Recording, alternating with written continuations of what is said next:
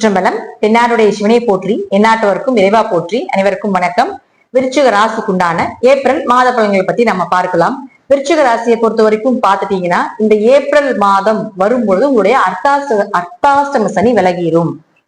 4ஆம் இடத்துல இருந்த சனி பகவான் 5க்கு போயிடுவார். இருப்பினும் மற்ற இந்த மாத கிரகங்கள் ரீதியாக எப்படி இருக்கும் அப்படிங்கிறத பார்க்கலாம். உங்களை ஆள்வது, நீங்க எப்படி இருப்பீங்க, உங்களுடைய திறமைகள் என்ன, உங்களுடைய நிலைகள் என்ன, உங்களுடைய கேரக்டர் என்ன அப்படின்னு எல்லாமே சொல்றது செவ்வாய் தான். நீங்க யாரு அப்படிங்கறத ஒருத்தருக்கு பார்த்தோன்னு தெரியணும்னா செவ்வாய் தான். அவர் தான் லக்னாதிபதி, ராசி அதிபதினு சொல்லுவோம்.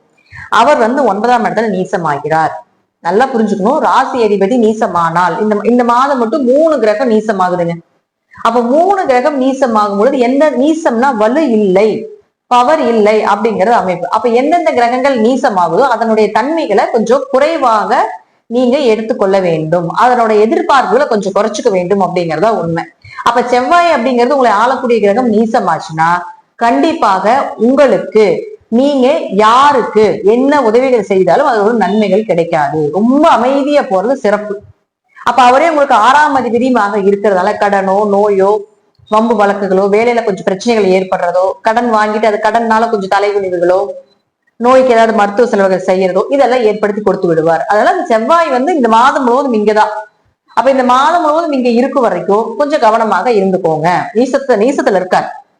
அடுத்தது பாருங்க, உங்களுக்கு குருவை பொறுத்த வரைக்கும் உங்களுடைய ராசிக்கு இங்கிருந்து குரு பார்த்துட்டு இருக்கிற வரைக்கும் என்ன வந்தாலும் தப்பிச்சுக்கலாம். எவ்வளவு ஒரு கிரிட்டிக்கலான ஒரு சூழ்நிலைகள் வந்தாலும் குருங்கிறது ஒரு கடவுள் தன்மையை, இறைத்தன்மையை கொண்டது. நம்ம கூடவே ஒரு ஸ்பிரிச்சுவலா ஒரு கிரகம் பேசிக்கிட்டே இருக்கு, நம்ம டக்குன்னு நம்ம இந்த கிராஸ் ஆறோம், எப்படி நம்ம தப்பிச்சோம் அப்படின்னே தெரியல அப்படின்னு சொல்றோம் இல்லைங்களா? அதான் இந்த குரு பார்வை தான்.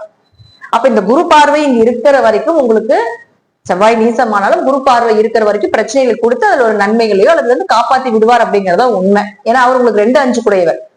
இப்ப பணம், பொருளாதாரம், குழந்தைகள் சார்ந்த விஷயம் இதெல்லாம் ஓரளவுக்கு சக்சஸ். அடுத்தது பாருங்க சனி பகவான். இந்த சனி பகவானை பொறுத்த வரைக்கும் பாத்துட்டீங்கன்னா நேரடியாக உங்களுக்கு 5ஆம் வீட்டுக்கு போயிடுறார்.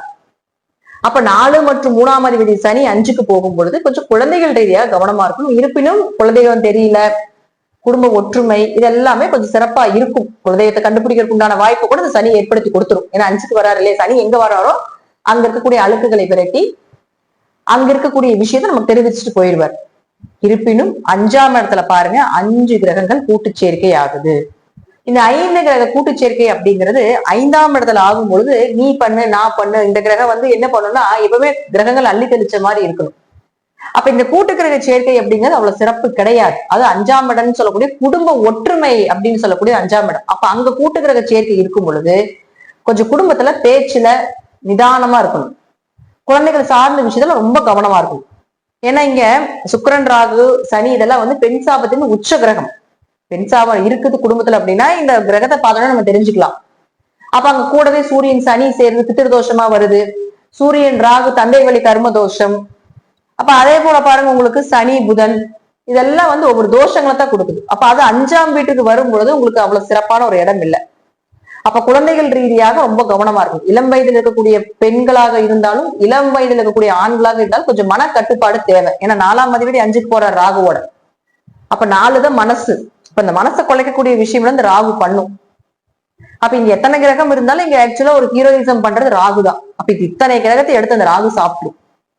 சோ இது சனிக்குண்டான பலன், சுக்கிரனுக்குண்டான பலன், சூரியனுக்குண்டான பலன், புதனுக்குண்டான பலன் எல்லாத்தையுமே இந்த ராகு தான் கொடுப்பார். அப்ப கொஞ்சம் 5ல ராகு இருந்தா கொஞ்சம் கவனமா இருக்கணும். கெட்ட பெயரோ சில அவமானங்களோ நமக்கே தெரியாத ஒரு பழிபாவங்களோ வர்றதுக்கு வாய்ப்பை ஏற்படுத்தி கொடுத்துரும். சோ விருச்சிக ராசி குலதெய்வ வழிபாட்டை இது உங்களுக்கு இந்த 1 மாசம் தான். அதுக்கப்புறம் சூரியன் விலகிரும், ராகு கீழே என்ட்ரி ஆயிடுவார், சனி மட்டும் தான் அங்க இருப்பார். எல்லா கிரகங்களும் விலகிடும். சுக்கிரன் மட்டும் அங்க இருக்கும். ஒரு 2 மாசத்துக்கு மே மாசம் வரைக்கும், மே முடிகிற வரைக்கும் சுக்கிரன் இருப்பார். அது வரைக்கும் மட்டும்தான். மற்றது எல்லாமே பாத்தீங்கன்னா ஒரு 2-3 மாதத்துல எல்லா கிரகங்களும் அள்ளி தெளிச்ச மாதிரி போயிடுவாங்க. சோ அது வரைக்கும் கொஞ்சம் குலதெய்வ வழிபாடு இந்த விருச்சிக ராசிக்காரர்கள் அதிகமா எடுத்துக்கிட்டீங்கனால் பெரிய பிரச்சனைகள் தப்பித்துக் கொள்ளலாம். பெரிய அவமானங்கள், பெரிய பிரச்சனை தப்பிக்கிறதுக்கு குலதெய்வம் மட்டுமே துணை இருக்கும் அப்படிங்கறதுல மாற்றம் இல்லை. அடுத்தது உங்களுக்கு புதன். இந்த புதனும் அப்படின்னு சொல்லக்கூடியவரும் பாத்துட்டீங்கன்னா உங்களுக்கு உங்களுடைய ராசிக்கு 8 மற்றும் 11ஆம் அதிபதி அவரும் பாருங்க நீசம் ஆகிறார். அப்ப 8 மற்றும் 11ஆம் அதிபதி நீசம் ஆகும் பொழுது கொஞ்சம் லாபங்களை எதிர்பார்க்காதீங்க. என்ன இருக்கோ அதை மட்டும் கொஞ்சம் கரெக்ட் பண்ணி கொண்டு போய்க்கலாம். பெரிய அளவுக்கு லாபங்களை எதிர்பார்க்க வேண்டாம். அடுத்தது பாருங்க, உங்களுக்கு சுக்கிரன் வந்து இங்க இருக்கார், உச்சமாகி இருக்கார். சுக்கிரன் யார்? உங்களுடைய ஜாதகத்துக்கு 7 மற்றும் 12ஆம் அதிபதி. அப்போ அவர் அங்க உச்சமாக இருந்தாலும் வக்ரம் ஆகும் பொழுது, உச்சகிரகம் வக்ரம் ஆகும் பொழுது நீசத்தன்மையை பெறும் அப்படிங்கிற அமைப்பு உண்டு. அப்ப அவர் 13ஆம் தேதிக்கு மேல நீசத்தன்மையிலிருந்து விலகுகிறார். அப்ப அந்த உச்ச பலனை 13ஆம் தேதிக்கு மேல கண்டிப்பா கொடுப்பார். அப்ப 13ஆம் தேதிக்கு மேல வரன் தேடுறது, வெளியூர் வெளிநாடு பயணங்கள் போறது, குடும்பத்துல கொஞ்சம் கணவன் மனைவிகள் அந்யோன்யங்கள், இதெல்லாம் 13ஆம் தேதிக்கு மேல நிச்சயமா நடக்கிறதுக்கு உண்டான வாய்ப்புகள் உண்டு. சோ 13ஆம் தேதி வரைக்கும் கொஞ்சம் பொறுமையா இருக்கும். அடுத்தது பாருங்க, உங்களுக்கு சூரியன் அப்படின்னு சொல்லக்கூடிய உங்களுடைய ராசிக்கு 10ஆம் அதிபதி, தொழில் ஸ்தானாதிபதி. அவர் வந்து உங்களுக்கு 5ஆம் வீட்டுல இருக்கிறது ஒரு யோகம். 10 கூட 5 இருக்கும். தொழில் ஏதோ ஒண்ணு ஓடிக்கிட்டு இருக்கு. என்னதான் வந்து பிரச்சனைகள் குடும்ப ரீதியாக நடந்துட்டு இருந்தாலும் தொழில் பாட்டு தொழில் ஓடிட்டு இருக்கும். அடுத்தது பாருங்க, அந்த 10ஆம் அதிபதி 6க்கு வராது. உச்சமாதான், அந்த உச்சம்தான் 6ல வந்தா மறைவுன்னு எடுத்துட்டாலும் கூட உச்சமாகி மறையும் பொழுது ஒரு ஏற்றம், உச்சத்துக்குண்டான பலன் ஒரு ஏற்றமும் மறைவுக்குண்டான ஒரு இறக்கம் மாத்தி மாத்தி நடந்துகிட்டே இருக்கும். அப்ப 6ல சூரியன் இருந்தா வயிறு உபாதைகள் கொஞ்சம் வரும். அன்லிமிட்டெட் ஃபுட்டு சாப்பிட வேண்டிய ஒரு சூழ்நிலைகள் வரும். சூரியன் உச்சமாச்சுனாலே வளர்ச்சி தான். 6ல உச்சமாகும் போது கொஞ்சம் கடனோ நோயோ ஏதோ ஒண்ணு சின்ன சின்ன ஒண்ணு கிராஸ் ஆயிட்டு இருக்குமே தவிர, மற்றபடி பாத்துட்டீங்கன்னா 12ஆம் அதிபதி 6ல உச்சமாகிறது, மறைவு ஸ்தானாதிபதி மறையிறது, கெட்டவன் கிட்டால் கிட்டிடும் ராஜ்யோகம் வேலை செய்யற மாதிரி உங்களுக்கு பெரிய ஒரு பதவிகளையோ ஒரு வேலை மாற்றமோ ஒரு இடம் மாற்றமோ ஒரு இடத்துல இருந்து இன்னொரு வீடு மாற்றமோ ஏதோ ஒண்ணு ஏற்படுத்தி கொடுத்துரும். சோ சூரியனை பொறுத்த வரைக்கும் பயம் கிடையாது. ரொம்ப வந்து நம்ம ரொம்ப கிரிட்டிக்கலா பார்க்க வேண்டியது உங்க லக்னாதிபதி செவ்வாய். அவர் தான் ரொம்ப பலம் இல்லாம இருக்காரு. லக்னாதிபதி பலம் இல்லைன்னா இத்தனை கிரகங்களும் உங்களுக்கு பலமாக இருந்தாலும் பிரயோஜனம் கிடையாது. அப்ப லக்னாதிபதி இயக்கணும்னா முருகன் தான். செவ்வாய் தான் முருகனுக்கு உண்டானது. எல்லாரும் முருகனை கும்பிடுறத விட செவ்வாய் பலம் இல்லாதவங்க முருகனை கும்பிடுவதுதான் பலமே ஜாஸ்தி.